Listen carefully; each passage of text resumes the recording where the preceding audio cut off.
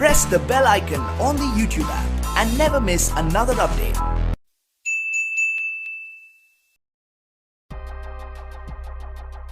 Hello guys, ഇന്നത്തെ ഈ വീഡിയോയിലൂടെ നമ്മൾ എഡിറ്റ് ചെയ്ത വീഡിയോ എങ്ങനെ ഒരു ഫോണിൻ്റെ ഫ്രെയിമിലാക്കാമെന്നുള്ളതിൻ്റെ ട്യൂട്ടോറിയൽ വീഡിയോ ആണ് ഞാൻ കാണിച്ചു തരാൻ പോകുന്നത്. അതിനായി ആദ്യമേ ഇൻഷോട്ട് ആപ്പ് ഓപ്പൺ ചെയ്യുക.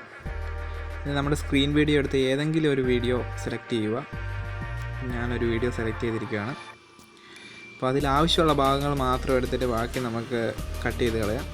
ഞാൻ ഇവിടുന്ന് സ്പ്ലിറ്റ് ചെയ്തിട്ട് ഡിലീറ്റ് ചെയ്ത് കളഞ്ഞു. ഒരു 4-5 സെക്കൻഡുള്ള വീഡിയോ ഒക്കെ ധാരാളം. വീഡിയോ സെലക്ട് ചെയ്ത് കഴിഞ്ഞാൽ താഴത്തെ ഓപ്ഷനിൽ PIP എന്ന് പറയുന്ന ഒരു ഓപ്ഷനുണ്ട്. അതിൽ ക്ലിക്ക് ചെയ്ത് മുമ്പ് നമ്മൾ ഡൗൺലോഡ് ചെയ്ത് വെച്ച ഗ്രീൻ സ്ക്രീന് നമുക്ക് സെലക്ട് ചെയ്യാം. ഗ്രീൻ സ്ക്രീനിൻ്റെ ലിങ്ക് താഴെ ഡിസ്ക്രിപ്ഷനിൽ കൊടുത്തിട്ടുണ്ട്.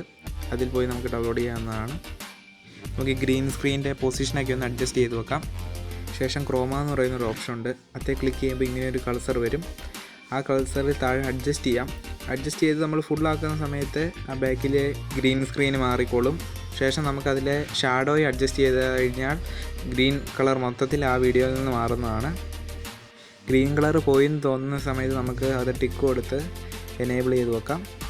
അതിനുശേഷം നമുക്ക് വീഡിയോയ്ക്ക് അനുസൃതമായി ഗ്രീൻ സ്ക്രീനിൻ്റെ ആ മൊബൈൽ ഫ്രെയിം നമുക്ക് ജസ്റ്റ് ഒന്ന് അഡ്ജസ്റ്റ് ചെയ്യാം. അത് മുകളിലേക്ക് താഴേക്കാക്കി സൂം ചെയ്ത് നമുക്ക് അഡ്ജസ്റ്റ് ചെയ്യാം.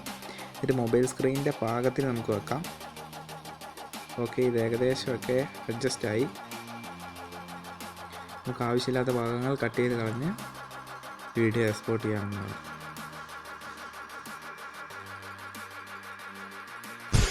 അവനെന്തായാലും കൊടുത്തു വിടറ, വല്ല കൊച്ചു സംസ്ഥാന അവാർഡോ അങ്ങനെ എന്തെങ്കിലും കൊടുത്തു വിട്. ഏതായാലും അവൻ അത്രയും പറഞ്ഞില്ല പുത്രൻ